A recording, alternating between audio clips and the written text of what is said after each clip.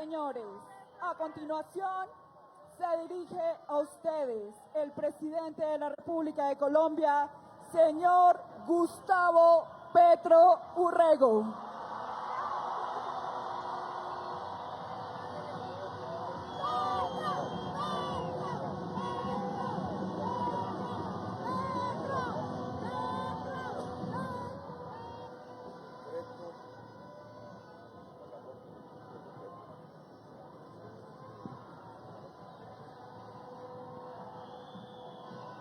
Bien, gracias.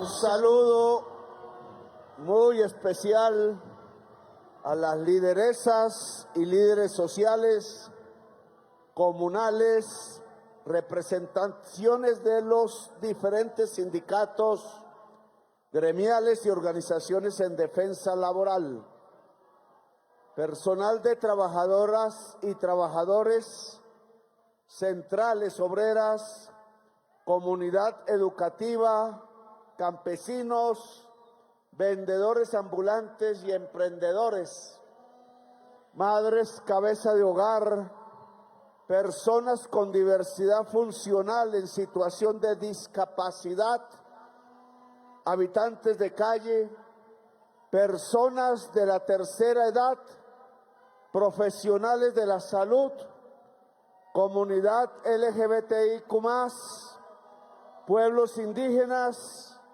pueblos afrodescendientes, al gabinete que aquí me acompaña, a los medios de comunicación y a todo el pueblo de Colombia que hoy en todo el país se moviliza alrededor de la defensa de su dignidad.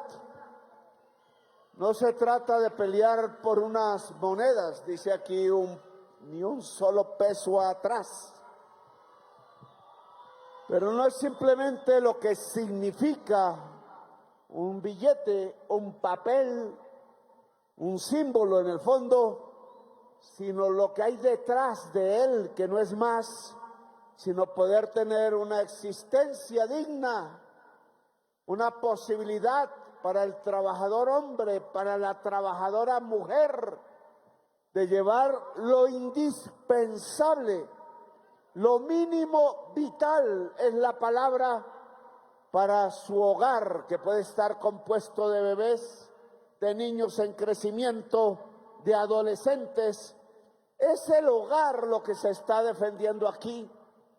Sea un hogar tradicional, sea un hogar de mujer sola, que la hay, sea un hogar de un hombre pensionado solitario, porque también lo hay, de la viejita que tiene que defenderse todos los días simplemente para poder despertarse al nuevo día y quizás tener una sonrisa en el corazón y en el rostro.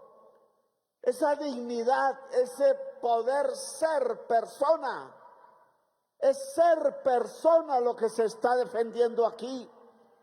No un esclavo tratado como un animal, no uno más por doquier, no un anónimo o anónima más tirada en una calle, no un ser sin nombre como aquellos presos que le ponían simplemente un código, un número, y ya habían hasta olvidado el nombre propio, porque no eran más sino un número más en el penal. Colombia no es un penal, Colombia no es un camposanto como nos han querido demostrar y tratar de construir. Colombia es el país de la belleza y de los seres libres, de las y los espíritus libres.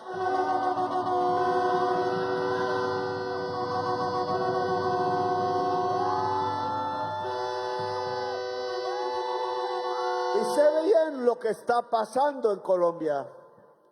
Claro que hay una tensión. Bienvenida que exista, porque somos democráticos. No habría diferencia de opiniones en algo que se llamara una dictadura, un fascismo. Aquí tenemos diferentes maneras de entender las cosas. La gracia de lo que este gobierno y quien les habla ha logrado es que he logrado juntar una mayoría de voluntades, que lo fue antes en el voto y lo es ahora también. Una mayoría de voluntades que nos hemos puesto de acuerdo en unos objetivos comunes, no en todo lo que yo crea ustedes creerán, no todo en lo que ustedes crean yo creeré. Tenemos el derecho a disentir, el libre albedrío, el pensar independiente, el leer lo que se nos dé la gana. Por eso tengo que decirle a la juez famosa desde aquí que la Constitución Nacional dice que está prohibida la censura y cualquier ser humano o funcionario en Colombia ante tal orden constitucional bien puede interponer su objeción de conciencia y reproducir y decir lo que no se quiere que se oiga, lo que se quiere ocultar. No es desobedecer a un juez, oigan. El presidente de la República no está aquí para proponer un irrespeto a la justicia, pero debe haber justicia. No es un irrespeto a la injusticia, pero sí un profundo irrespeto a la injusticia en Colombia. No aguantamos más la injusticia. Y entonces lo que se le reclama a las instituciones de Colombia, a los partidos políticos, a la ciudadanía en general, es que tengamos un objetivo común, uno de varios. El objetivo común que propongo es que rechacemos la injusticia, que seamos un país justo. En términos sociales a eso se le llama justicia social. Y las instituciones constituidas, y quiero decir qué significa una institución constituida en una democracia, llámese Congreso de la República, como siempre rodeado de velos negros, llámese el Poder Judicial al frente, llámese más atrás de ese palacio rodeado de velones negros, la Casa de Nariño donde ejerce el presidente de Colombia, llámese a mi espalda el Palacio de Liébano donde ejerce el alcalde distrital. Esos edificios se llenan de gente y es la gente que está allí dentro con determinada responsabilidad la que es una institución, no son los ladrillos, es la gente. Y esa institución solo está allí y esas personas solo están allí porque el pueblo quiere, no por más. Si esto se llama democracia, hay un constituyente y hay un constituido, de ahí viene la palabra. El presidente de la República de Colombia es un constituido por la gente. La gente, la que está aquí, la que no está, es un constituyente, ordena, manda. El presidente es un mandatario. Y eso es igual para el presidente, y eso es igual para el o la senadora, y eso es igual para el magistrado, eso es igual para el alcalde, o eso es igual para el concejal. Y aquí nos estamos malacostumbrando en Colombia, porque creemos que el presidente es un rey. Aquí echamos los reyes hace mucho tiempo. veces el senador, la senadora, el alcalde, cualquiera que sea su nombre, él o la magistrada, creen que mandan sobre el pueblo. No, si fuese así nos llamaríamos monarquía y no nos llamaríamos república. Y ese señor que está ahí en la mitad de la plaza, mirándonos con su espada, su capa, su rostro un tanto triste porque dejó de reírse, ese señor nos enseñó a construir una república que se llama la República de Colombia. Y desde esa perspectiva, y no es una amenaza, los poderes constituidos tienen que hacerle caso al poder constituyente. Y el poder constituyente puede reunirse cuando se le dé la gana, si es mayoría en Colombia.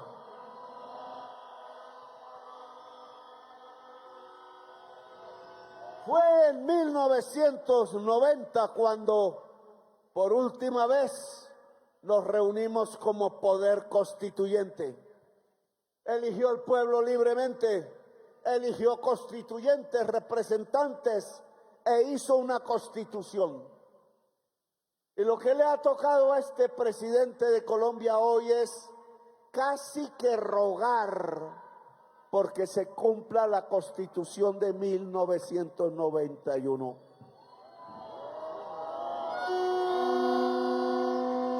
Es casi único en la historia contemporánea mundial que un presidente tenga que pedirle a las instituciones constituidas que apliquen la Constitución que rige y manda.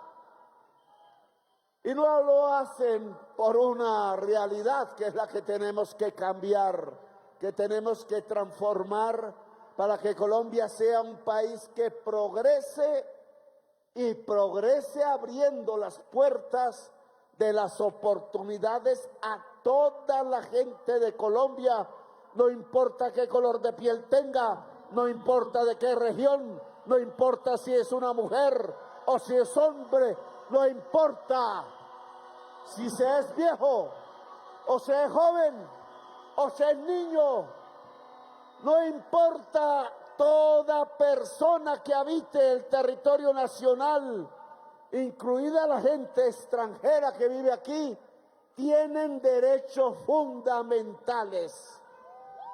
Se llaman fundamentales porque son de la persona. Si se quita un derecho fundamental, ay, me disculpan, la persona deja de ser persona, la vuelven cosa, la vuelven rebaño electoral a la que le compran el voto para conducirla como robot al propio suplicio, al lugar donde la van a desangrar. La historia de Colombia está llena en estas últimas décadas de estos hechos que no quiero recordar más aquí, pero no podemos olvidar.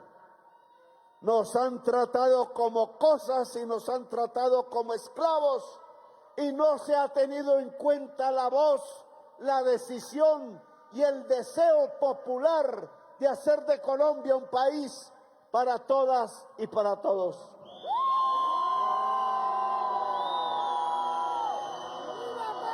Ahora nos enfrentamos a un problema concreto.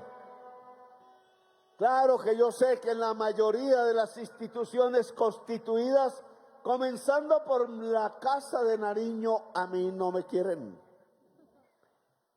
Claro que sé las groserías que echan en sus salones de almuerzo, de cena y sus clubes sociales. Claro que sé, porque hasta me tengo que cuidar en los pasillos de mi lugar donde trabajo, porque toca andar contra la la pared, contra la pared. Claro que sé eso, porque la mayoría colombiana que decidió votar por una transformación profunda en Colombia lo hizo después de que existiera un Congreso ya elegido o unos poderes judiciales ya establecidos de acuerdo a las normas.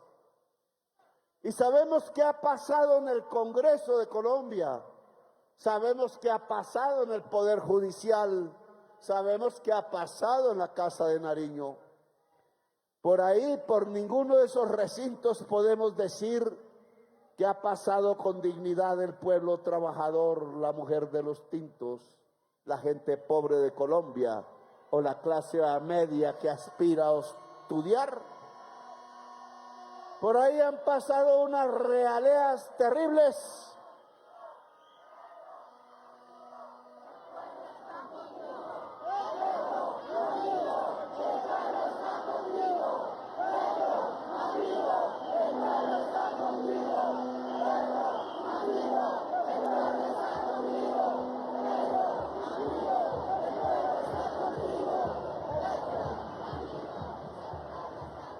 No solo han pasado delincuentes, sería largo el camino para escribir delincuente y delincuentes que han hecho leyes en el país, sino que han pasado las gentes más ricas de Colombia. A veces les da pereza entrar al Congreso y entonces mandan a uno de sus asalariados a que hablen por ellos con los congresistas. Les dicen lobistas y entran aquí y entran allá y entran a la Casa de Nariño y creen ellos que las normas, las leyes, los decretos, las sentencias deben hacerlas ellos a su acomodo, a su manera de pensar, a sus intereses de bolsillo. Son los ricos de Colombia, los más ricos, no me refiero ni siquiera al estrato 6, me refiero a los mega ultra ricos de Colombia que no viven en Colombia. Y quieren que las leyes sean para ellos, quieren que la forma de movilizarse del ciudadano bogotano sea un negocio para ellos, quieren que si la señora tiene enfermo el niño y entra a una clínica sea un negocio para ellos. Quiere que si alguien quiere ahorrar para tener una pensión, sea un negocio para ellos. Tienen que las normas solo describan que cada centímetro cuadrado de esta plaza de Bolívar o de Colombia entera solo dé créditos y réditos y ganancias, pero para ellos nos dejan a los demás por fuera. Y por eso tenemos millones de pobres. Y por eso el trabajo es escaso aún, aunque lo hemos ampliado. Y sobre todo, por eso los ingresos no alcanzan para comer. Por eso un joven, si quiere entregarle en un barrio popular un regalo a su novia, a veces tiene que pensar feo, porque ¿dónde consigue el dinero? Por eso nos vamos llenando de violencia y nos vamos matando entre nosotros mismos en tantas regiones de Colombia. Por eso acude el campesino a sembrar una mata de hoja de coca a ver si llega comida real al hogar de su casa. Por eso nos vamos llenando de los problemas que nos van aquejando y nos van estrangulando como nación y no nos dejan ver la realidad, el bosque. Y es que estamos situados en uno de los países más ricos del mundo y yo tengo que decir que uno de los más hermosos y poderosos de la existencia. No nos dejan ni siquiera el derecho a sentirnos orgullosos, porque ¿quién tiene un país como este? Los que han sabido podrían decirlo, que es difícil encontrar un sitio en donde uno aquí en cualquier parte lo encuentra y pueda mirar a las nubes o a la hierba y caminar descalzo y decir, oye, este país me da felicidad de estar aquí. Aquí quisiera morir, piensa uno. ¿Dónde quisiera morir uno? En algún rincón de Colombia, quizás mirando el mar o mirando las montañas o las palmas de cera o las orquídeas, o muchas orquídeas, o mirando su historia, su hidalguía, o mirando simplemente cómo la brisa le pega a uno en las mejillas y le da un último beso de patria querida.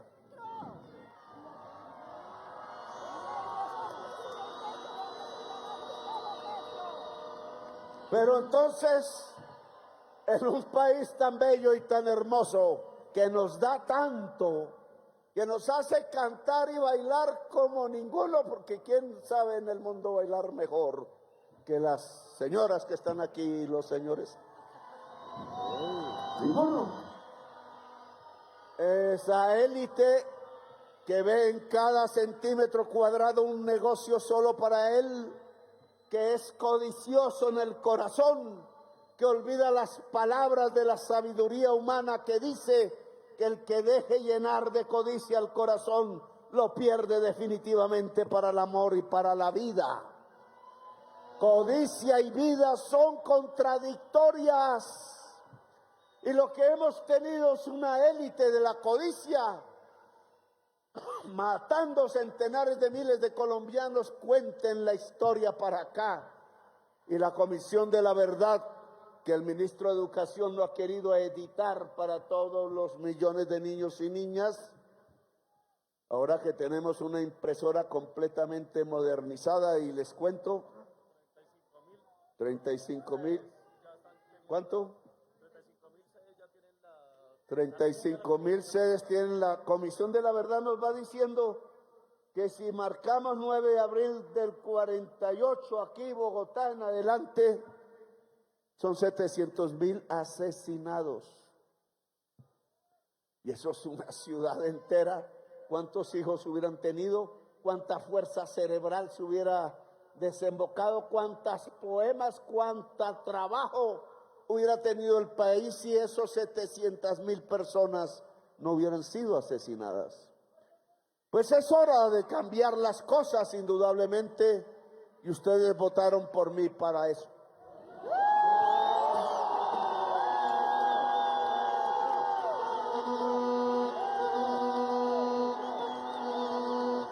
Y yo lo he intentado. No es que haya podido en mucho.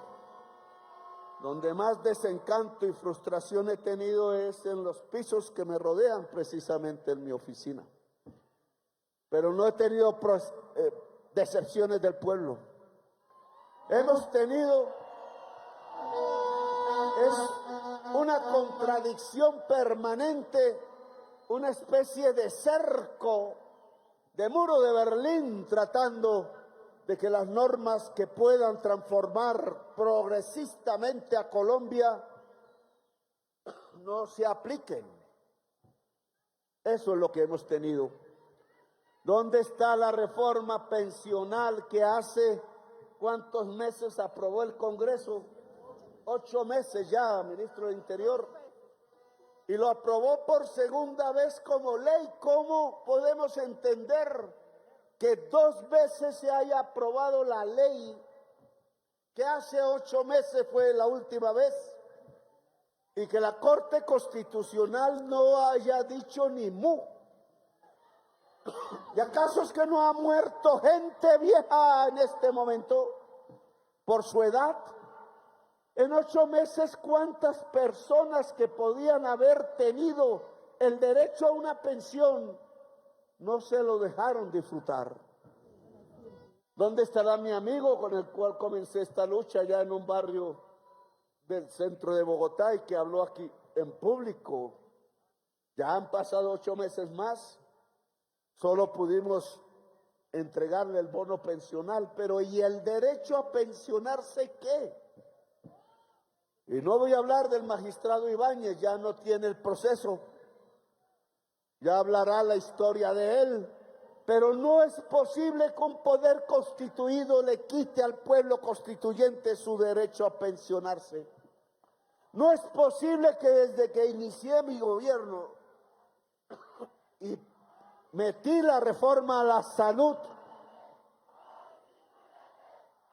Constituyente, constituyente, constituyente, constituyente, constituyente, constituyente, constituyente, constituyente, constituyente, constituyente, constituyente. No es posible que después de haber logrado que entrara esa reforma a la salud ya esté terminando mi gobierno y ahí sigue. Los senadores de la Comisión Séptima, el señor Pinto, que ¿cómo es que son los nombres? Nadia Blel, Nadia Blel ya con la gente de su pueblo inundado, Honorio Enríquez, etcétera. Las que hablan del evangelio y no permiten la pensión. No es posible, lo decía. ¿Cómo le van a quitar a San José el Obrero la pensión después de viejo?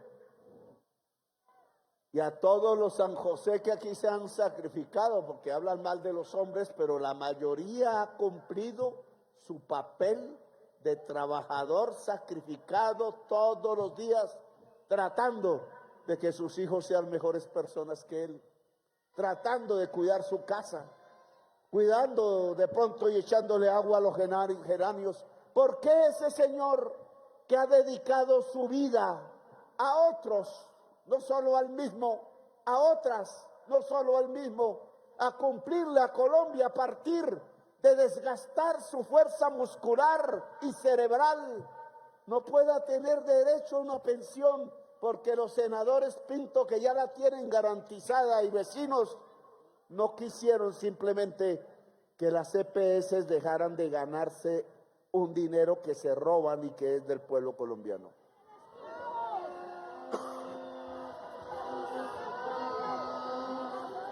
No quiero hablar del niño Kevin, porque lo usaron salvajemente. Se vicia prensa y políticos para intentar decir que no estamos haciendo lo que toca y que su muerte incluso es responsabilidad mía.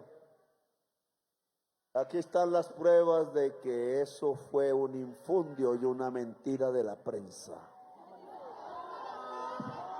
Pero no voy a dedicar este tiempo para eso.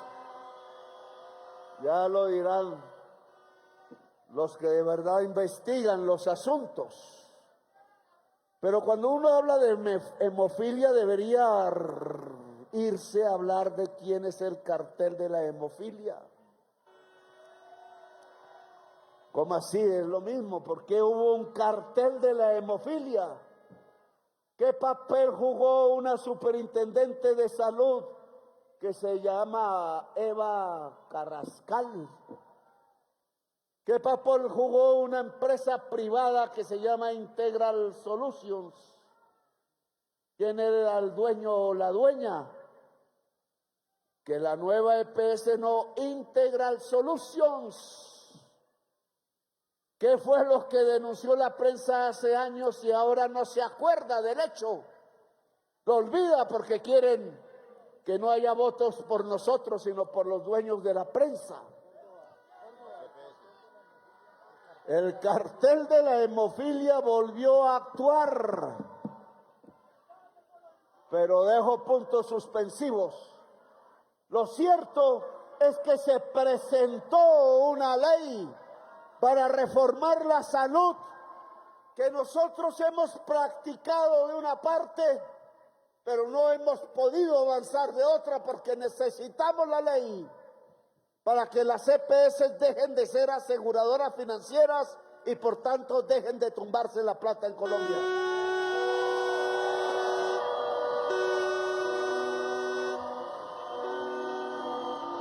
Y los resultados de lo que hemos hecho sí pueden presentarse, Guillermo Alfonso. Lo que pasa es que aquí sí me queda pequeño este celular para mostrarles los datos y los presentamos en grande, pero la prensa para tapar los hechos nos puso una víctima del cartel de la hemofilia como si fuera nuestro.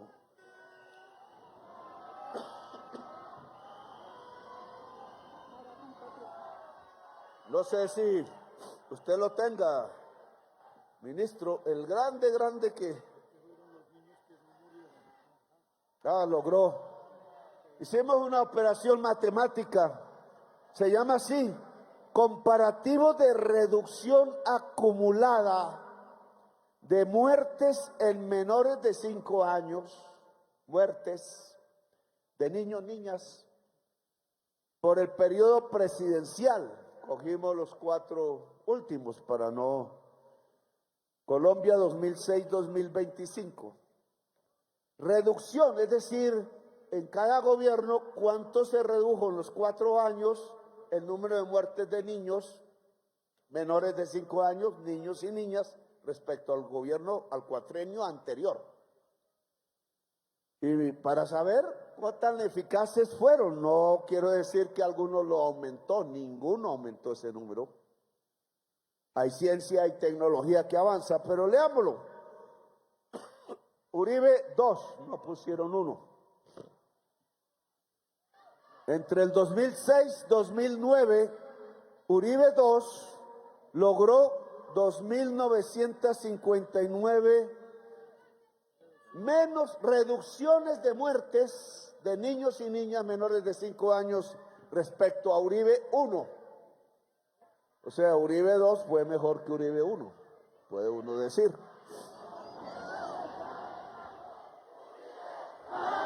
El pueblo está berraco, Uribe, baraco, el pueblo está berraco, Uribe, baraco, el pueblo está berraco, Uribe, baraco, el pueblo está berraco, Uribe, baraco, el pueblo está berraco, Uribe. Entonces vamos a Santos 1, la misma cantidad, logró reducir 1.828 muertes de niños menores de 5 años respecto a este segundo gobierno de Uribe.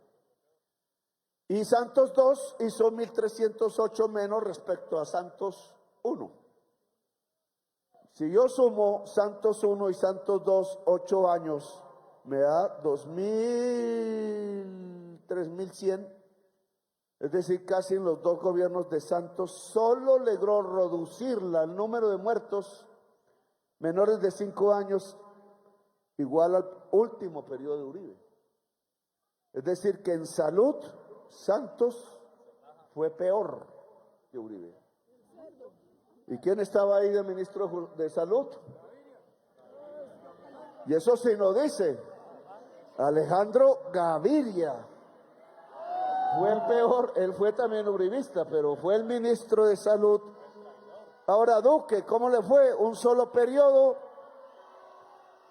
2018 al 21, 2.219 niños y niñas menos, es decir, menos muertes, reducción de muertes acumulada, reducción, 2.219. Yo todavía no he terminado, aunque algunos quieren que termine ya.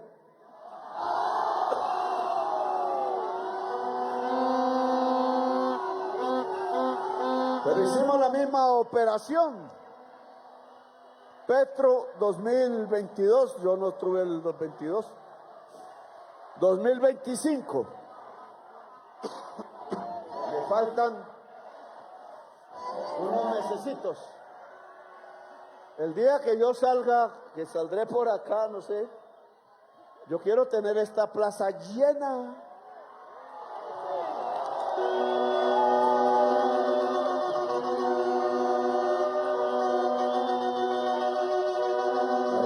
Hacer un compromiso, porque para tener esta plaza llena yo tengo que estar alegre saliendo de allá. Voy a estar alegre saliendo de allá porque me pego una escapada que ni se imaginan, pero saliendo de allá, para estar alegre y tener una plaza aquí llena y alegre, pues tenemos que volver a hacer ganar el programa de este gobierno y mejorarlo.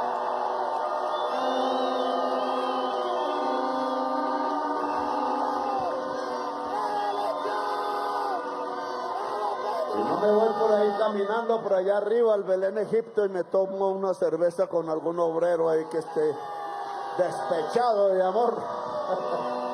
Me pongo unas rancheras que no me gustan mucho. Bueno, voy a dar la cifra. Ya vieron, Uribe 2, 2.959, reducción de muertes. Santos 1, 1.828, Santos 2, 1.308, Duque 2.219, Petro 6.768, hermano, reducido.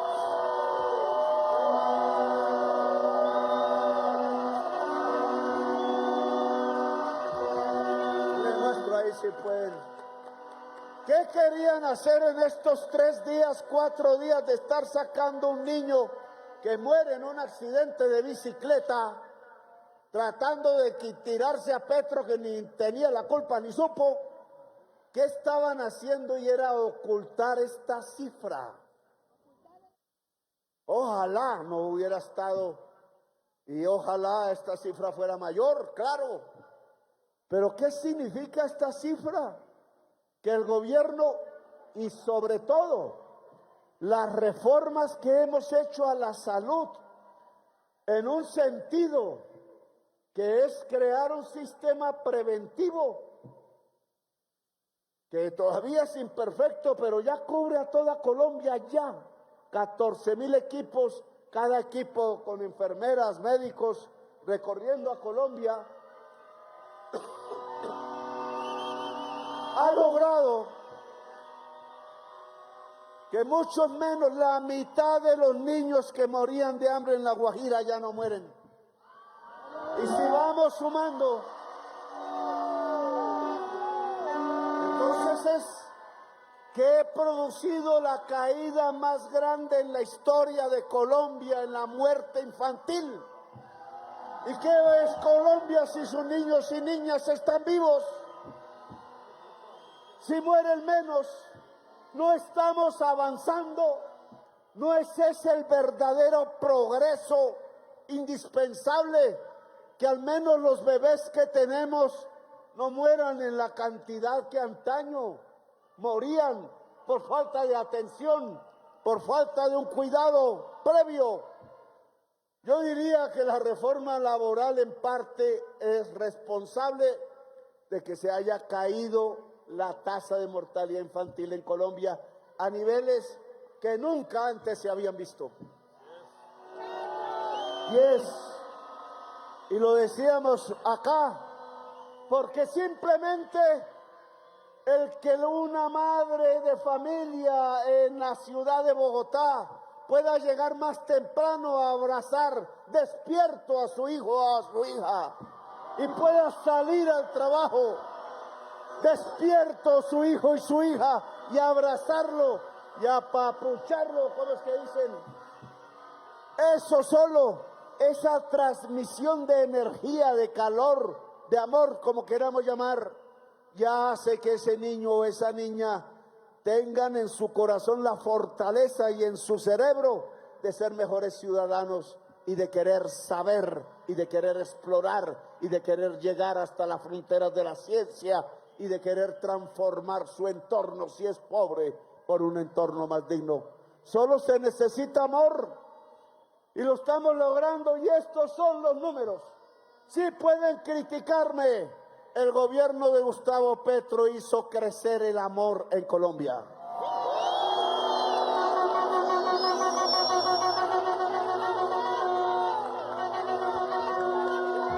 Y he pasado por la reforma laboral que existe y que le da amor a los niños y a las niñas. He pasado por la reforma a la salud que la tienen allá presa unos delincuentes, porque ese es su nombre. Y ahora hablemos también de la reforma pensional, que también la tuvieron presa. No voy a calificar el hecho, Dusan, pero hablemos a lo que vinimos, dice la canción. El salario vital. ¿Quién tiene una constitución por ahí? Me lee el artículo 53. Trabajo, les pongo. Ya está en el televisión. Bueno, veamos la gráfica y yo la leo. La puedo leer aquí. La gráfica del texto constitucional. Ah, bueno, ya está en la gráfica de la reducción de mortalidad. ¿Qué es?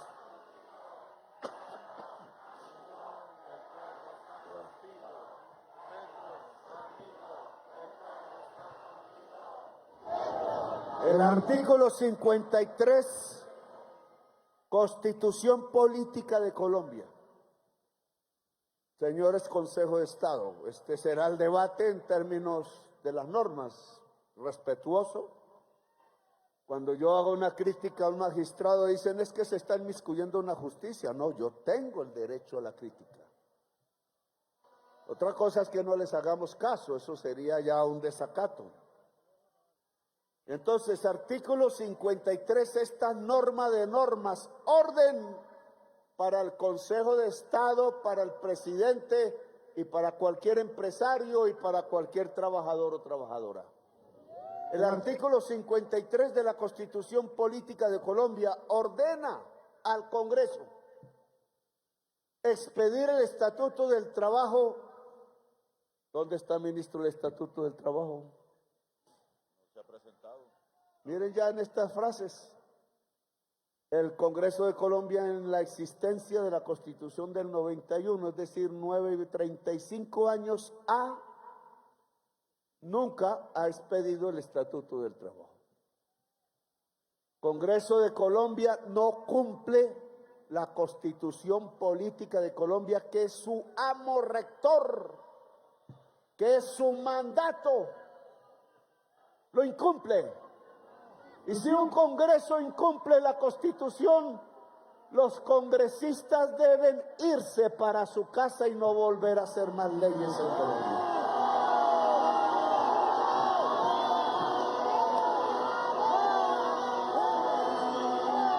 Como no puedo hacer campaña política, pero sí soy de la política. Cuando van a ir a las urnas, háganlo libremente. A mi pueblo allá de Córdoba, si me escucha, o de Bolívar, o de Sucre, les digo, hermanitos, hermanitas, si venden el voto, los vuelven esclavos y los vuelven a condenar a la fosa común y a la inundación. No lo hagan ese mal a Colombia, por favor. No le hagan ese mal a sus hijitos, a sus hijitas. Si les dan plata, pues se tomen eso en una cerveza o en la comida, porque va a faltar. Y voten libres. Voten por sí mismos, por sí mismas, por quienes puedan representar sus intereses y no los intereses del verdugo, del que inundó e hizo inundar las tierras fértiles del Valle del Sinú. Artículo 53, expedir el Estatuto del Trabajo basándose en principios mínimos fundamentales, principios mínimos. No puedo yo pasar por la faja, usted tampoco, ministro. Y son fundamentales, como igualdad de oportunidades. Ojo.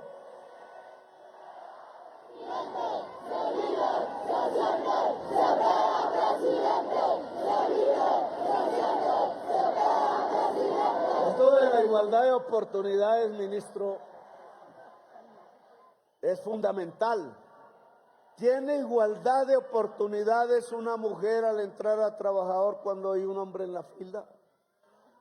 ¿Le pagan el mismo salario? Si la mujer es un poco más de años que el otro, ¿tiene igualdad de oportunidades?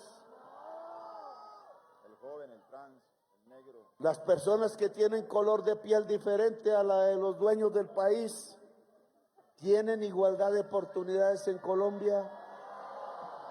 Los que no nacieron en Bogotá ni en el Poblado, ¿tienen igualdad de oportunidades en Colombia? El que no saca un título ya como de 40 millones de pesos el semestre en la Universidad de los Andes, y lo saca la Universidad Distrital gratuitamente, espero, ¿tiene igualdad de oportunidades? Entonces, aquí tenemos algo, y esto es una orden de la Constitución, y aunque nosotros hemos avanzado, hay que avanzar más. Colombia progresa si hay igualdad de oportunidades, no si la tasa de interés es más alta. Señores del Banco de la República, mentirosos.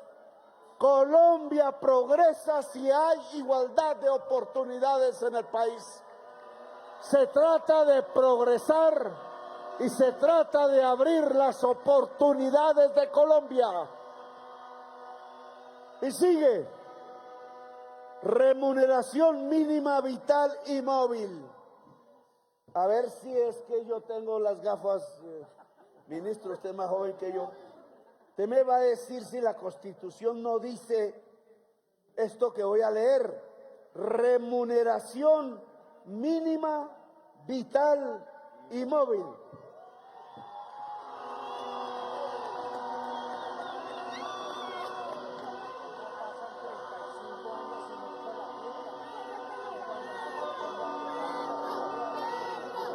Pasaron 35 años en ese Congreso y 35 años en la Casa de Nariño y jamás en un decreto para subir el salario mínimo escribieron la palabra vital.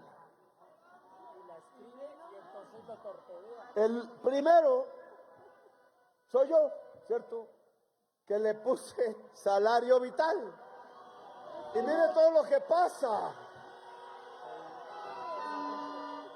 En vez de que el Poder Judicial hubiera tumbado todos los decretos de salario mínimo que no fuesen vitales, lo que hizo es ahora tratar de tumbar el único decreto en 35 años que dice salario vital como ordena la Constitución de Colombia. Ahora veamos por qué. Esa palabra vital, ¿qué significa a diferencia del mínimo? Porque el salario vital si alcanza para llevar la canasta mínima vital al hogar. Y el hogar no es solo el trabajador, puede estar la mujer que a lo mejor trabaja 3 hijos o 2. Y entonces es para comer la mujer, él, los hijos y las hijas. Y cuando se hace ese promedio, ¿cuánto vale esa canasta para no desnutrirse? Entonces nos da 3 millones y pico, 200,000. Y nos da un trabajador y medio por familia. Y si yo hago la división de la canasta mínima vital por el promedio de trabajadores por familia, que es técnica matemática de quinto elemental, me da 2 millones y pico de pesos. 2.155.000.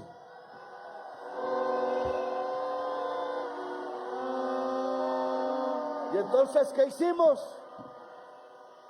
¿Qué fue lo malo y lo desgraciado que hicimos para que hayan suspendido un decreto?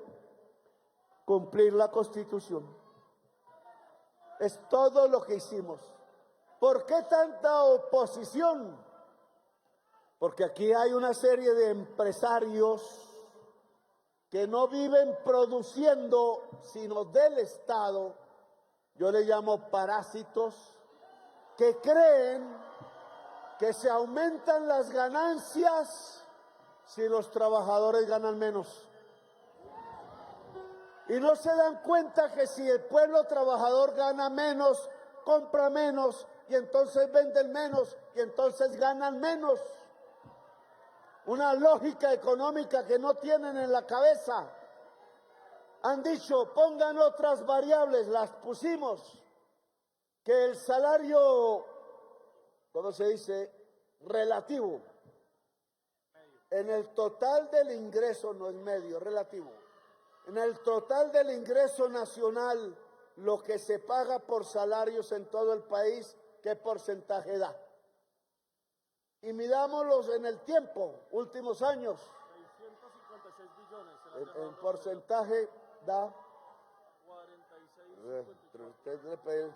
Da que recibíamos más o menos un 42% bajó y hasta ahora estamos recuperando el porcentaje, y en esa brecha de 10 años los trabajadores de Colombia dejaron de percibir 656 billones de pesos de sus ingresos, que pasaron fue a ganancias de los empresarios.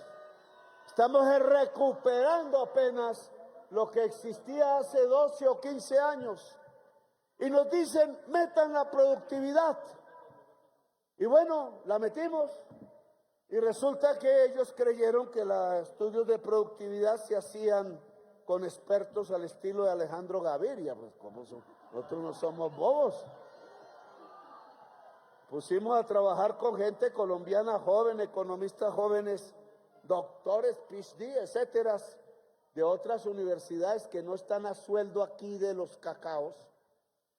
Hicieron sus cuadros y entonces solo existe la productividad laboral. Estas cosas son máquinas, no tienen vida. Es uno el que las hace trabajar, pero es el trabajo humano presente, vivo.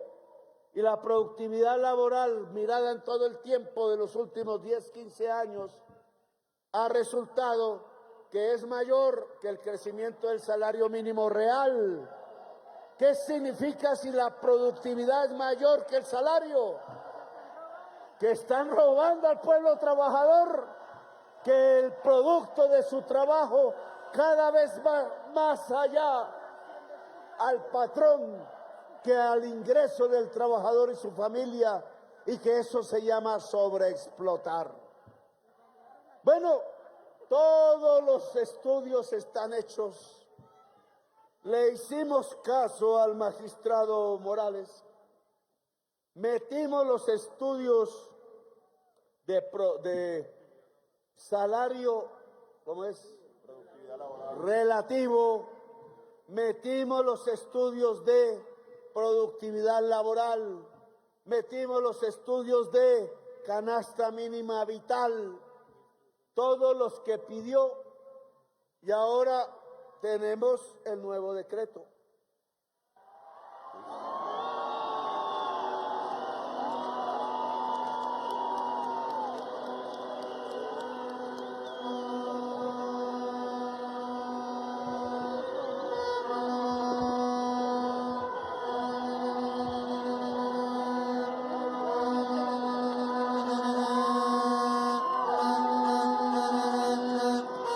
Salió más grueso el decreto, pero Dele un poquito más largo. el salario mínimo legal mensual vigente para el año 2026, no quise sobrepasarme, es el mismo que decretamos en el mes de diciembre del año 2025. No echamos para atrás, firmamos y se entrega al Consejo de Estado cumpliendo sus órdenes, acatando,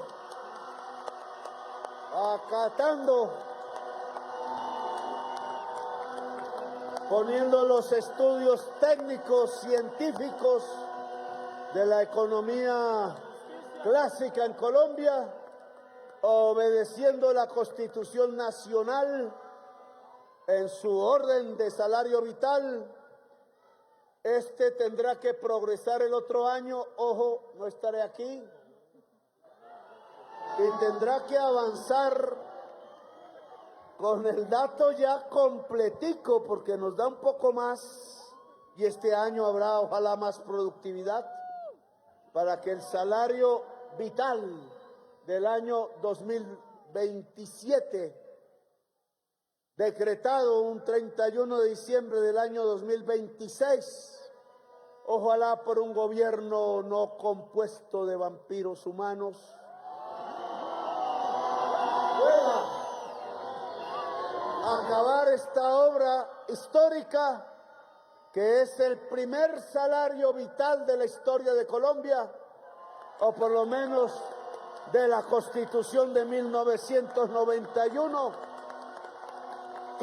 que aquí entrego. Puede haber presiones para tumbar de nuevo este decreto, y creo que ya no le corresponde al presidente decir qué hay que hacer,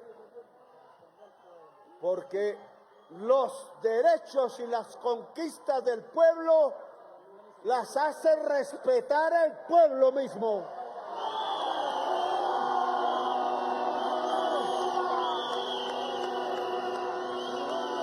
Y ya en las postrimerías de este discurso largo, voy a hacer otra aclaración antes de retirarme. A ver. Aquí les voy a mostrar. Les voy a mostrar esto.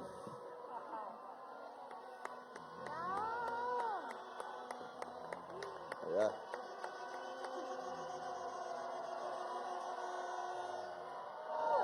Decían que no íbamos a poder hacerlo.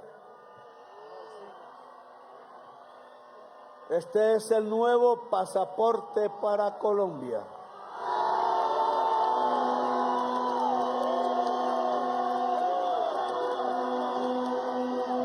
No les voy a explicar todo. Es hermoso, tiene mariposas amarillas, pacas le digo yo, guitarras y tiples, coco, pescadores. Tiene el pueblo de Colombia aquí en sus dibujos, en sus páginas, pero fundamentalmente este es el cuarto mejor pasaporte del mundo.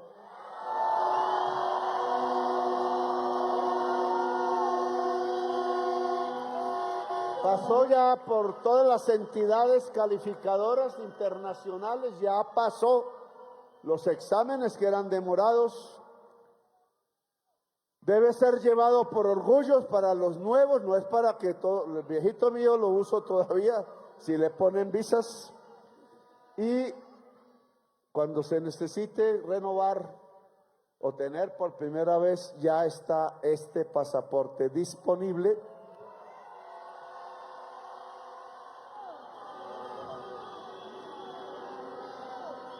Se hará en Colombia completamente.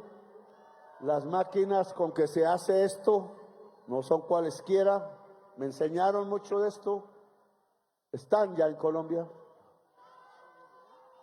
Este papel aquí, que es muy grueso en los que nosotros tenemos, este más delgado, es la clave del asunto. En este papel se pudo, sí.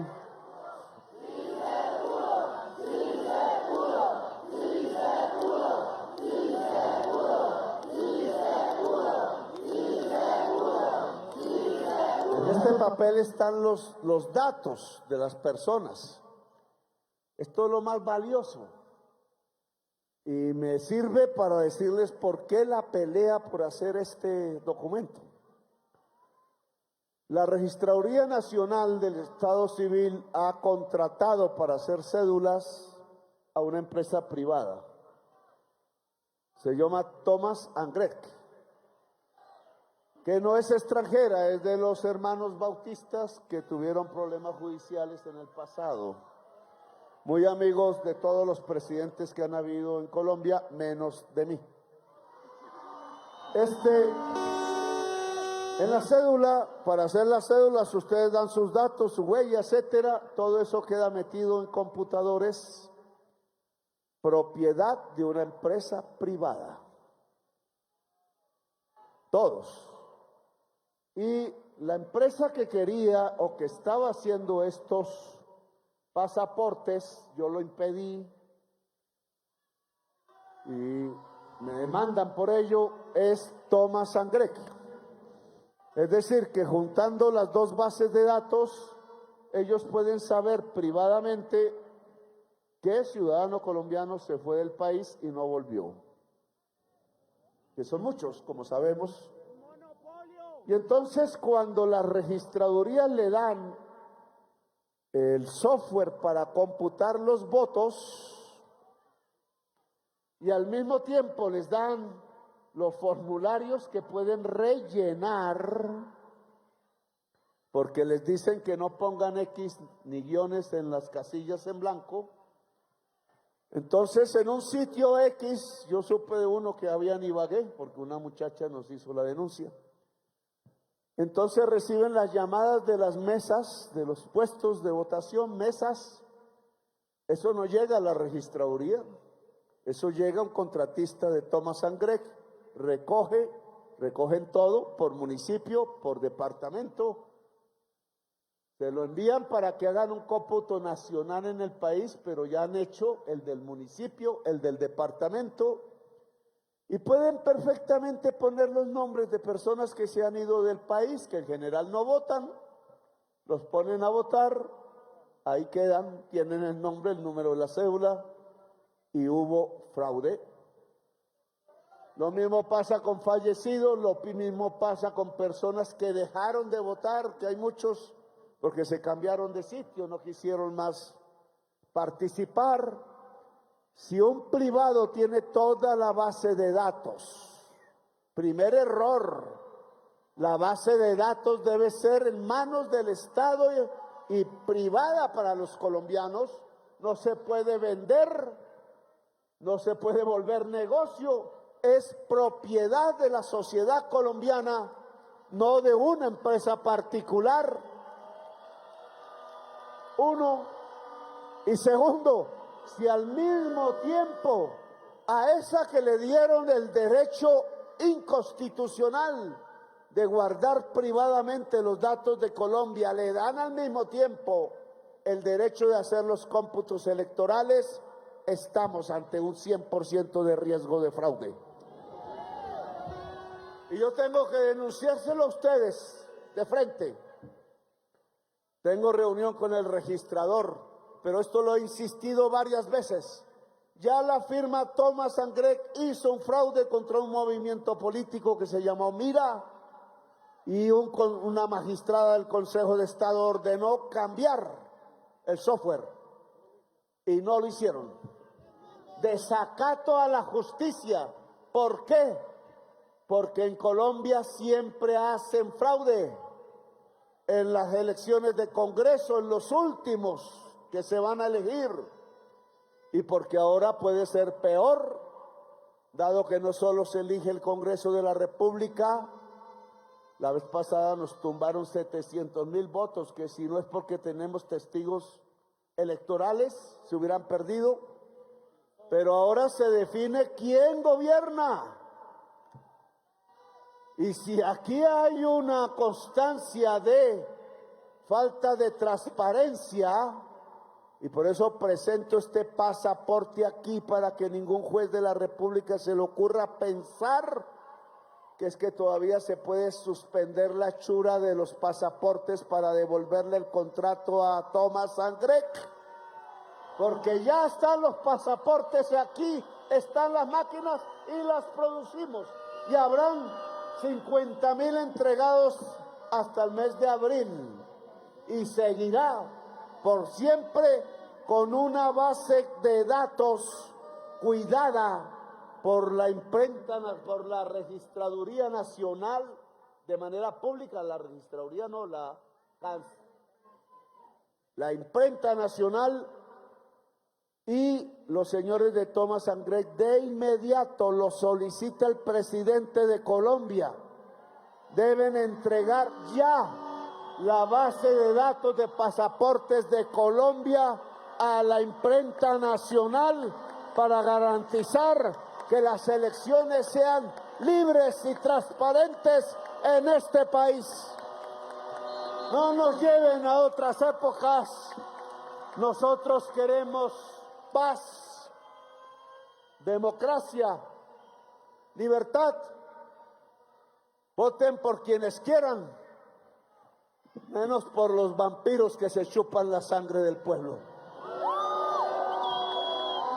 Son libres y este gobierno va a garantizar esa libertad Y por eso hemos salido a las calles, porque libertad es la libertad de vivir, y si vive, si se puede comer, si se puede leer, si se puede amar, si se puede caminar incluso o andar por los territorios de nuestro hermoso país. Ser libres y no bajar más la cabeza nunca más. Con este pasaporte le mostraremos a los de los puestos de guardia de países extranjeros que no agachamos la mirada y no tenemos nada que ocultar. Lo que llevamos es sabiduría intensa para su propia sociedad, porque de aquí, de ser colombianos y colombianas, del país que hizo el libertador Simón Bolívar, nos sentimos profundamente orgullosos y tenemos que enseñarle al mundo y que enseñarle a nuestros hijos para que podamos vivir mejor, con progreso, con más oportunidades que las hay. ¡Que viva la Colombia hermosa! ¡Que viva Colombia libre! ¡Que viva el país de la belleza! Gracias por haberme escuchado, muy amables.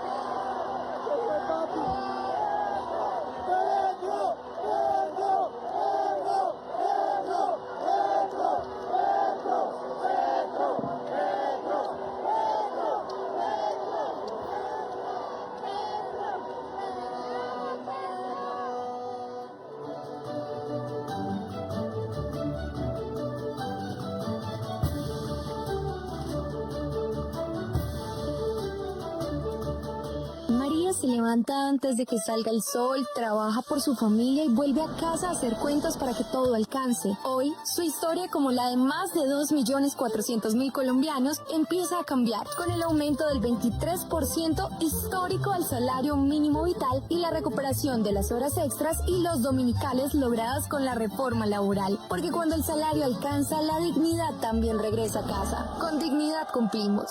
Comisión de Regulación de Comunicaciones.